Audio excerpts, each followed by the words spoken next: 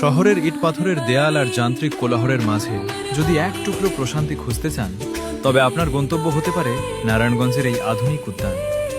নারায়ণগঞ্জের প্রাণকেন্দ্রে অবস্থিত নয়নাভিরাম এই পার্কটি একসময় শেখ রাসেল পার্ক নামে পরিচিত ছিল, যা বর্তমানে নারায়ণগঞ্জ সিটি পার্ক হিসেবে নতুন পরিচয় পেয়েছে।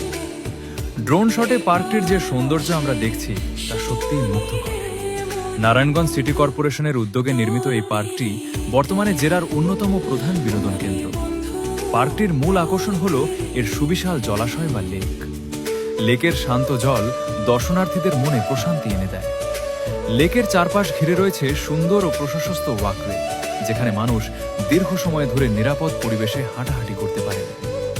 খেলোয়াড় এবং ক্রীড়াপ্রেমীদের জন্য এই পার্কে যুক্ত করা হয়েছে আধুনিক ফুটবল গ্রাউন্ড, যেখানে তরুণরা নিয়মিত খেলাধুলায় মেতে থাকে। শুধু তাই নয়, যারা সাঁতার কাটতে ভালোবাসেন বা শরীর চর্চা করতে চান, তাদের জন্য এখানে রয়েছে অত্যাধুনিক সুইমিং পুল। খেলাধুলা এবং শরীর চর্চার এমন চমৎকার সমন্বয় পার্কটিকে অনন্য করে